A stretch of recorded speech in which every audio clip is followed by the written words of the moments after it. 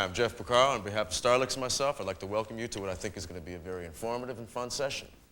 I intend on covering in the next 50 minutes or so what I think to be the two basic grooves in contemporary music. That is your straight 8th and 16th note groove and your shuffle groove, which is derived from triplets.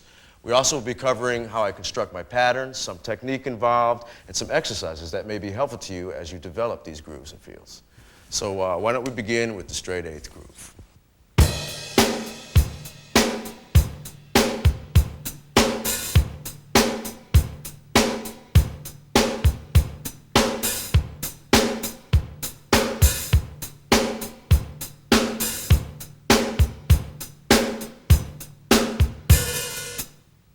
Now, when I come up with a pattern for a new song that I've heard for the first time, I pay close attention to the bass part, any vocal that's there, meaning really paying attention to the phrasing of the vocalist, and that pretty much will dictate the time and the groove.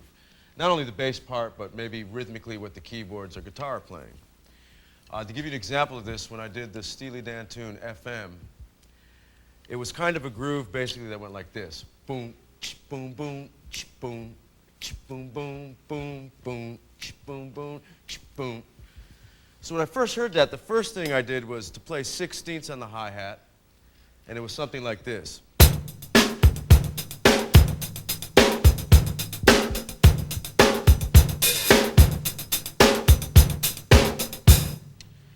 Immediately I didn't like that. I thought it was just a bit too busy. It made the groove just too stiff and didn't have that snaky feeling when I just heard the guys playing it by themselves. So I went to 8th notes, and it would be something like this.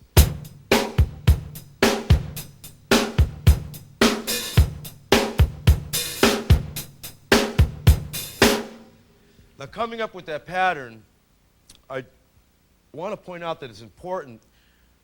When I played just the 8th notes on the hi-hat, it wasn't like I just played them the same dynamic, you know, real stiff. I put kind of an interlope to it. Its own inner dynamic up and down. And that helped with the groove. That's basically what I do when I'm listening to most patterns, is think of all avenues, whether it be 16ths, some 16ths and 8ths, or 8th notes, and then play with the inner balance, the inner dynamic of those within the bar. In keeping with the topic of the hi-hat and the dynamics within the beat, I like to practice little hi-hat exercises. That is, you know, playing 8th notes, adding in 16th notes, and different variations of accents and dynamics. For instance, 1 and 2 and 3 and 4 and 1 and 2 and 3 and 4. Now accent quarter notes, half notes,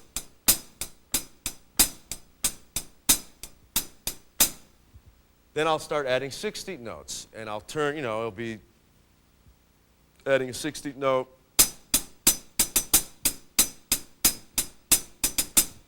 or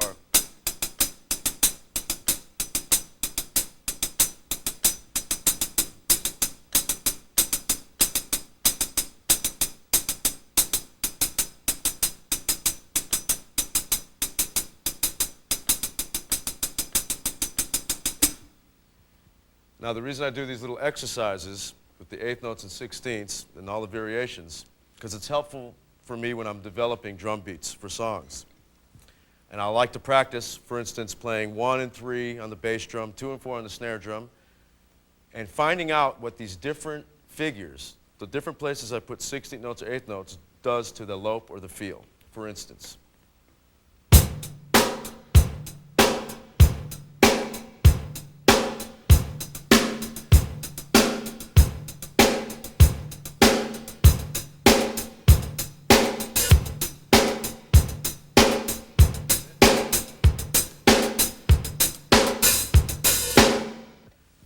now's a good time, I think, to talk about stick technique, how I hold my sticks. I use match grip, and I hold it with the fulcrum between the first joint, my index finger, the top joint, and the meat of my thumb here.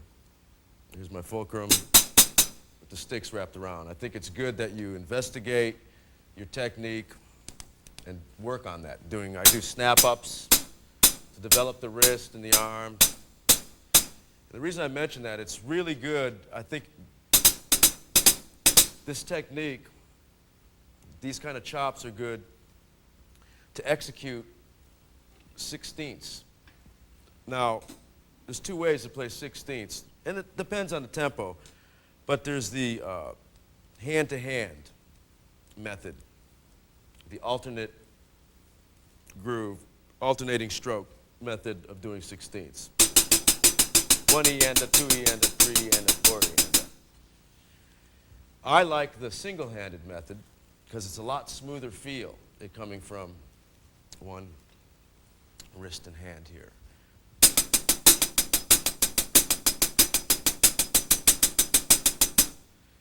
The reason I say so, the more you develop it, it helps with the execution of sixteenths and up-tempo things. For instance, a Mike McDonald record I keep forgetting.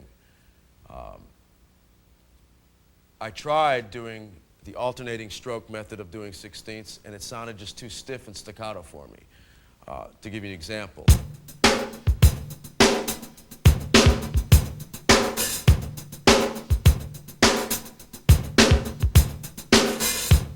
Compared to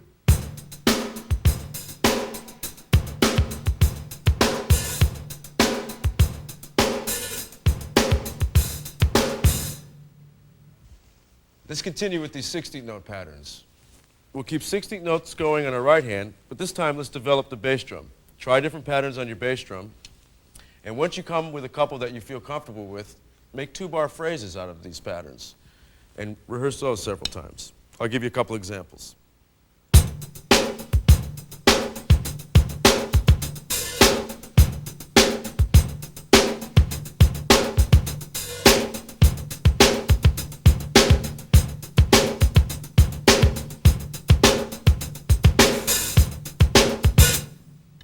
Now's a good time to get into bass drum technique.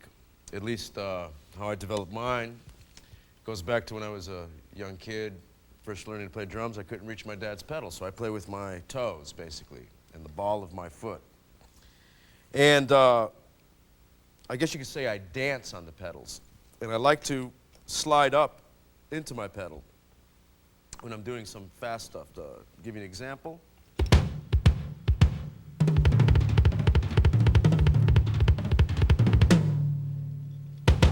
I slide. So that's how I go about playing my bass drum. It's the toe and ball method.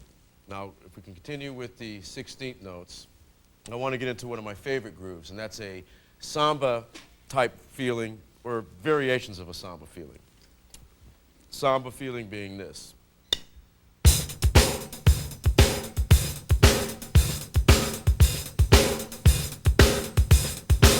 Now what I'm playing is, it's 8th notes and 16ths on the hi-hat,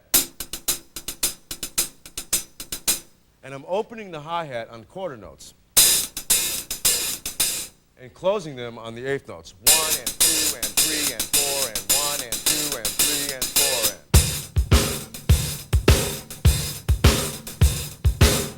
and. Now the bass drum pattern I'm going to play with the hi-hat pattern is a dotted 8th note and a 16th.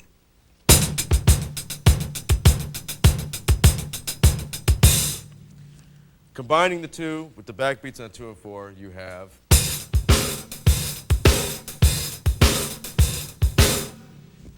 the reason I like this beat is because it's a very versatile beat, at least for me, to be used in the traditional 2 and 4 like I just demonstrated, and also in a halftime like this.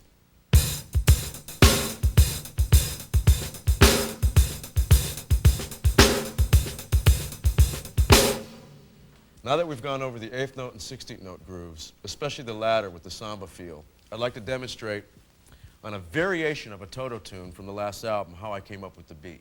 So what I'll ask Mike and David to do is play a variation of that tune, and I will explain what I heard and how I came up with the pattern I did. Gentlemen?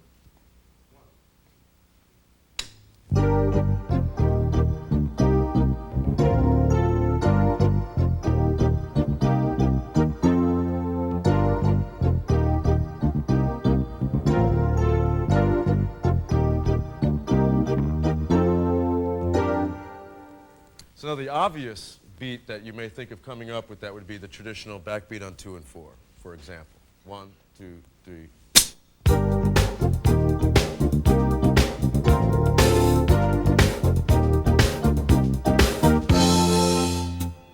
Now, just for fun's sake, when I always hear a tune, like I said earlier in the tape, I like to think of all the variations of that groove that would fit in to leave space and for something unique.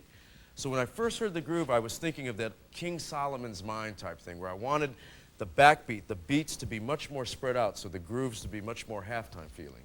And it was more something like this. 1, 2, 1, 2. Guys, can we play a taste of that with me demonstrating just this simple thing? 1, 2, 3, 4.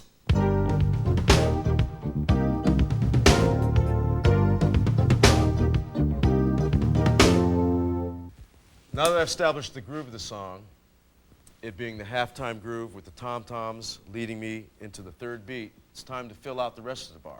So if you refer to the back of the booklet, there's a snare drum solo written out. And within that snare drum solo, you'll notice there's a paradiddle starting on the second beat and a paradiddle-diddle starting on the and of 3. And it should sound something like this. I'll play it on the hi-hat.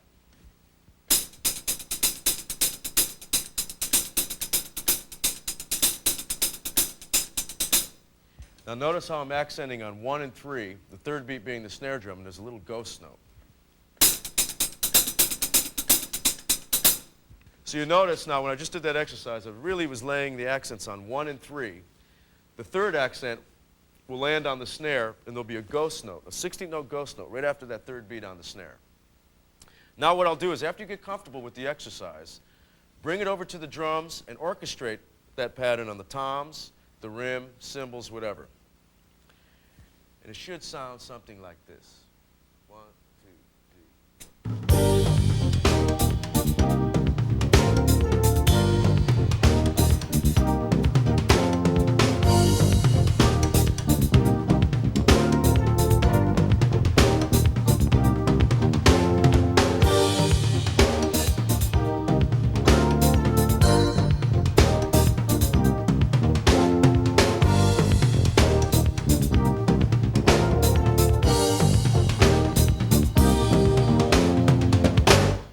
All right, next I'd like to get into the shuffle groove.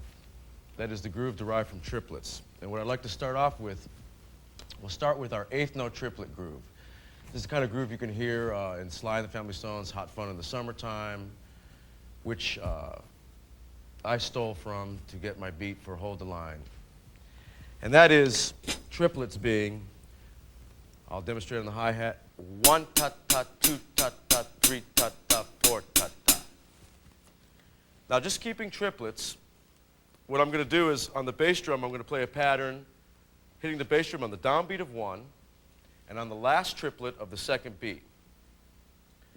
And I'm going to hit the snare drum on 2 and 4. So with the guys, what I'm going to do is we're going to play, it's actually like a shuffle Charleston figure. And I'm going to play different variations, accenting the hi-hat differently, maybe opening the hi-hat on the last triplet of the 4th beat and closing it on 1, and just messing around with different accents, variations of this groove. Example. 1, 2, 3.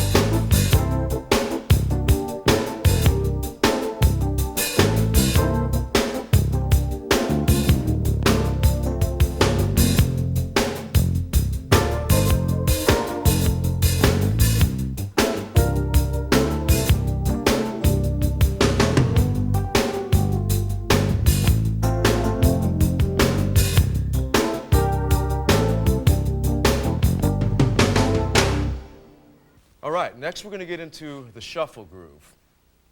And that is the first and last note of the triplet on the first beat, the first and last note of the triplet on the second, the first and last note of the triplet on the third, and the first and last note of the triplet on the fourth. Something like this. 1 ta ta, 2 ta ta, 3 ta ta, 4 ta ta. 1, 2, 3, 4. I'm going to play backbeats on the snare drum on 2 and 4, and the bass drum, I'm going to play the first and last note of the triplet on the first beat, and the last note of the triplet on the second beat. The first and last triplet of the third beat, and the last note of the triplet on the fourth beat. Something like this.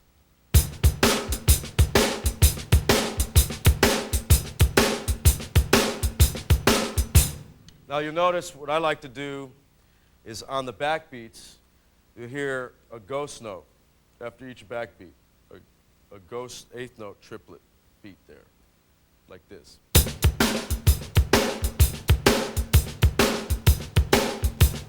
Now this is the kind of beat and the variations of this beat that I used on like Lido Shuffle and Black Friday and whatnot. So maybe we can play a taste of a little up-tempo shuffle groove for you here. 1, 2, 1, 2.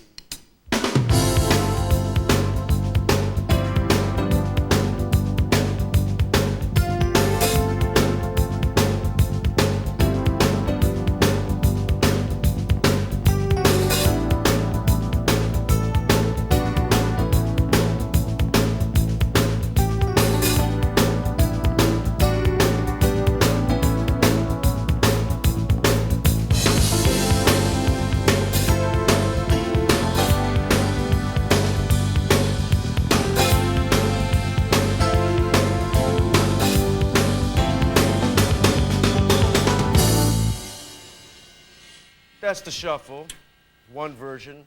Another version is playing with the left hand what you're playing with your right hand. That is the first beat and the last beat of the triplet of beats 1, 2, 3, and 4. And that would sound something like this.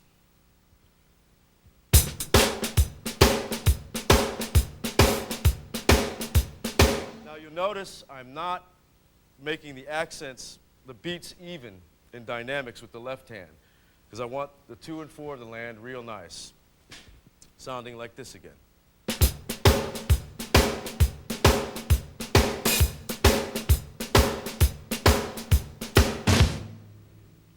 So that's the kind of groove you hear sometimes. What's the Marvin Gaye tune, Trouble Man? Real nice, bluesy, sexy type things. Something like this. Let's play a little bit. 1, 2, 3.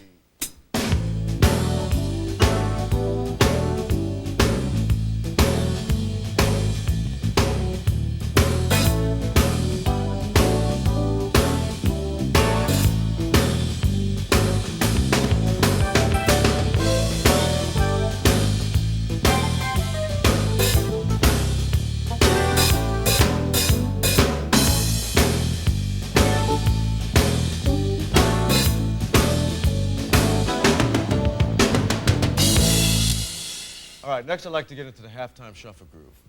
This groove is one of my favorites. Some of my favorite drummers, I love hearing them play this kind of groove. I used the halftime shuffle groove on the tune Rosanna, the Toto cut. And I've been asked about that beat a lot, so I'd like to try to explain that beat at the best of my ability right now, get it clear. I stole that beat from listening to 2 records. One was Home at Last and Babylon Sisters, which is Bernard Purdie, Steely Dan records. Another is the John Bonham on Fool in the Rain, a Led Zeppelin tune. The Bernard Purdie thing, I like to call it the Bernard Purdie halftime shuffle, is basically this.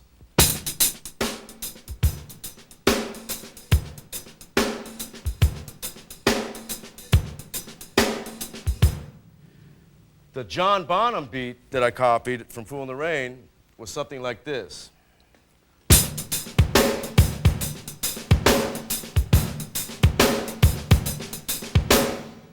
Putting those 2 beats together, I came up with my own little kind of hybrid.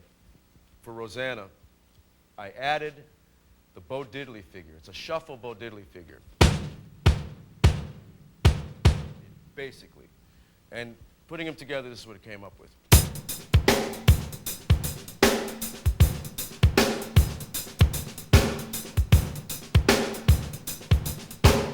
All right, let me break this beat down for you.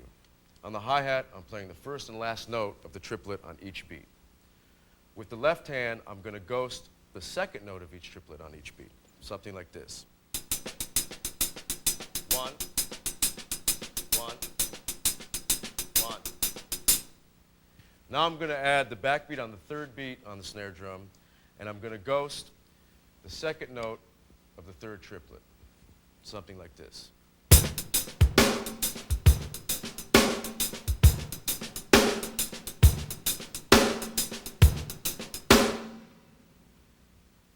Now I'm going to add the Bo Diddley shuffle bass drum figure. One.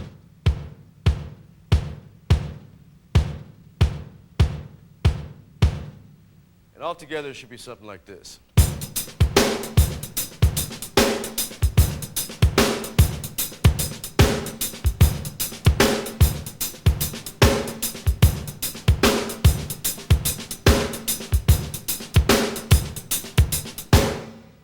That's the basic groove.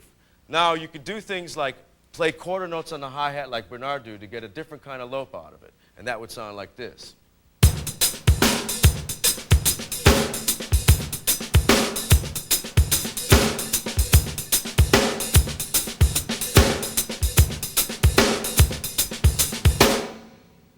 Okay, now I'm going to play a little bit of this groove with the band so that you can play along. 1, 2, 3.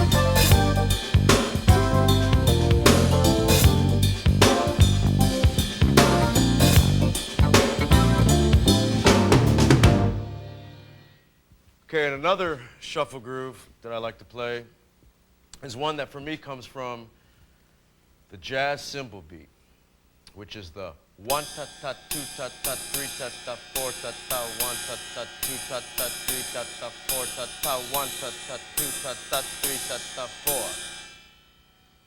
Now, I would recommend listening to some jazz albums and playing along just with your right hand.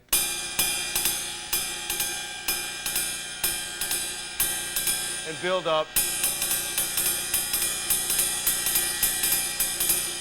Because you could take the jazz beat and apply it to some contemporary nice grooves, thusly. And it would sound something like this.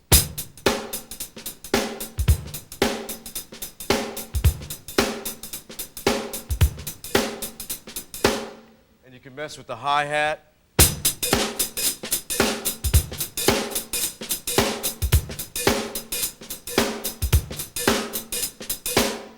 So I'm going to play a little bit of that with the rhythm section and check it out.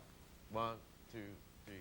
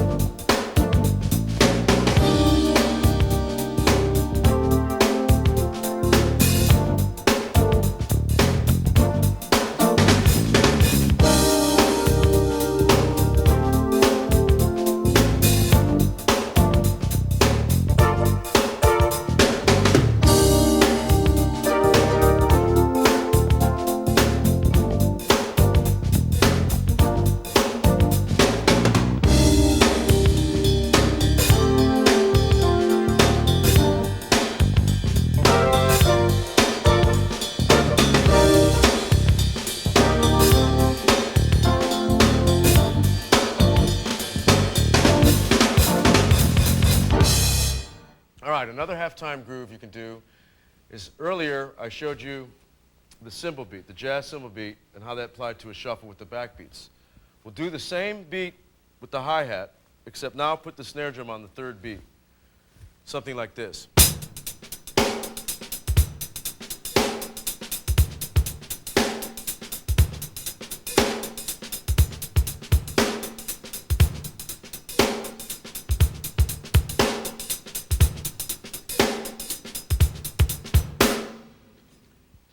now we'll demonstrate it with the rhythm section. 1, 2, 3.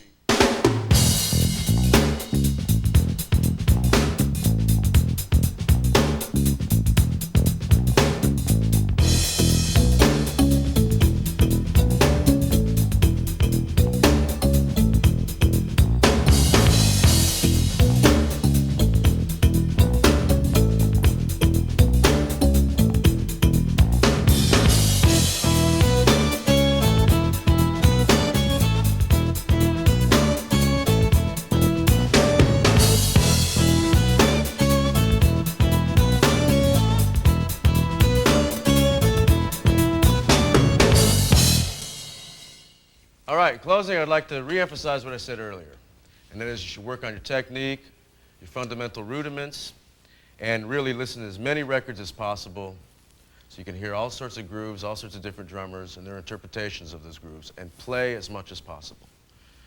I would also like to thank Richie Honori and Joe Porcaro for their technical assistance, Bill Schnee for engineering, and Mike Porcaro and David Garfield for being in the rhythm section.